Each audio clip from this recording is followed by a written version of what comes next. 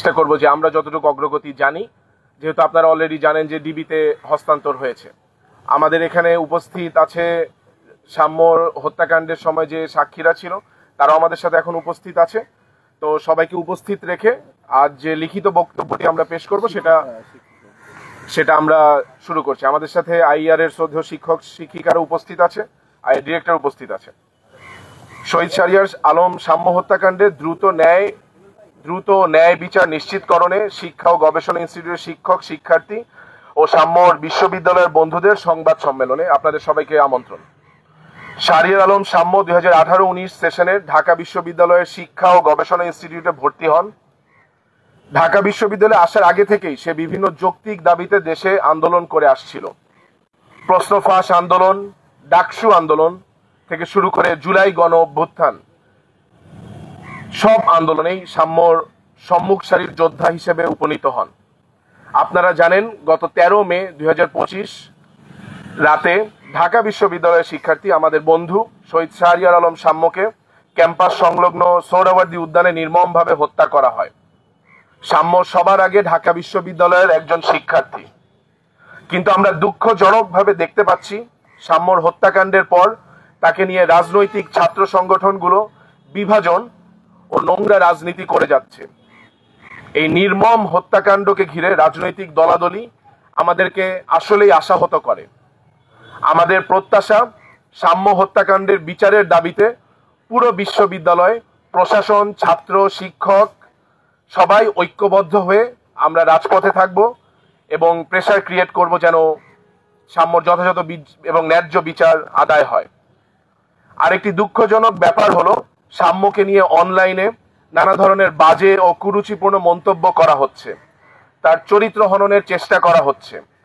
যে কুচক্রী মহল এই ঘৃণিত কাজ করছে তাদের প্রতি আমরা তীব্র নিন্দা জানাই।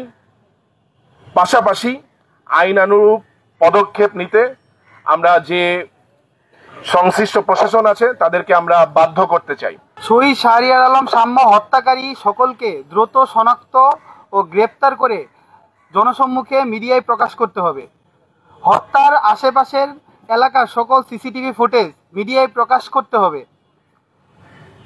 ঘটনার সময় হত্যার সহযোগীদের জনতা আটকিয়ে পুলিশে সুপর্দ করে বলে আমরা জেনেছিলাম। প্রত্যক্ষদর্শীরা আমাদের জানিয়েছিল যে সেই সময় যারা হত্যার সহযোগী ছিল তাদের পুলিশের কাছে সুপর্দ করা হয়, কিন্তু কোনো এক অজানা কারণে পুলিশ তাদের ছেড়ে দেয় এবং ছেড়ে দেওয়ার পরে তারা হাসপাতাল থেকে তাদের গ্রেপ্তার করে।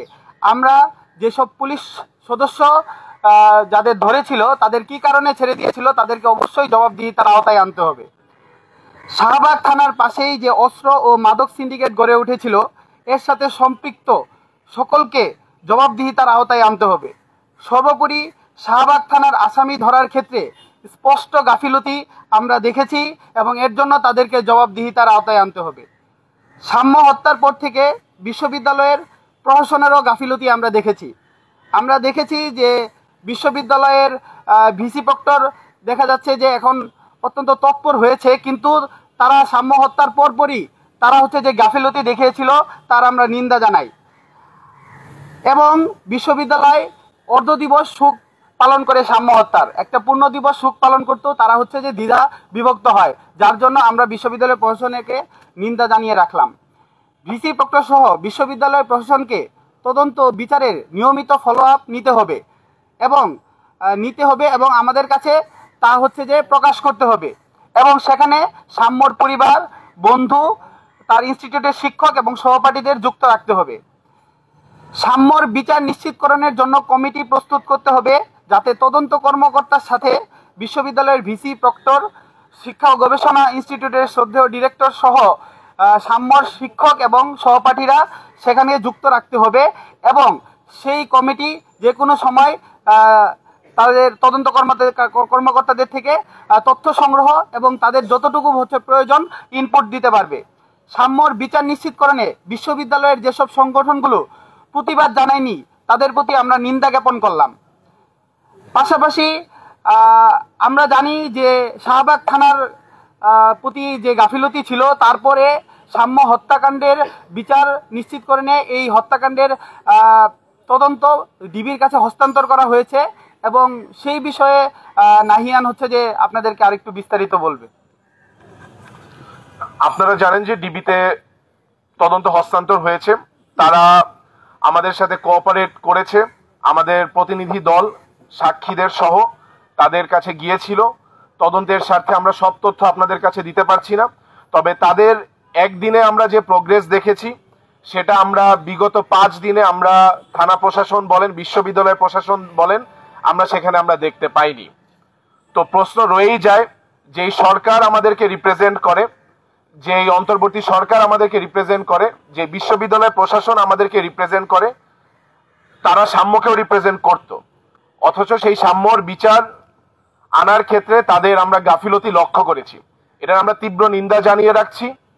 At the same time DB থেকে আমাদেরকে আশ্বস্ত করা হয়েছে তারা তাদের হাতে যেই টেকনোলজি উপস্থিত আছে, তারা তাদের কাছে যেই ইকুইপমেন্টস উপস্থিত আছে, তাদের যে জনবল আছে, তারা সম্পূর্ণভাবে সেটা কাজে লাগিয়ে তারা সাম্যর যে খুনি মূল হোতা সহ যে তাদের যে গ্রুপ আছে তাদের সবাইকে অ্যারেস্ট করার জন্য এবং বিচারের আওতাধীন আনার জন্য তারা বদ্ধপরিকর।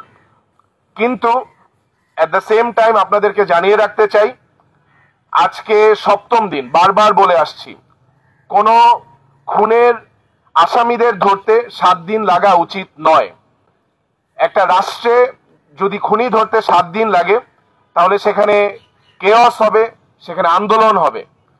তো আমার অনুরোধ থাকবে নির্দিষ্ট প্রশাসনের প্রতি, আমাদের মাননীয় প্রধান উপদেষ্টার প্রতি, স্বরাষ্ট্র উপদেষ্টার প্রতি, এটা যেন কাল লঙ্ঘন না হয়। সাম্যর যারা খুনি তারা যেন বিচারের আওতাধীন আনে এবং আমাদের দেশে উপস্থিত যত টেকনোলজি, যা যা জনবল দিয়ে সর্বোচ্চ যেন চেষ্টা করা হয় সাম্যর খুনিদের গ্রেফতারের জন্য।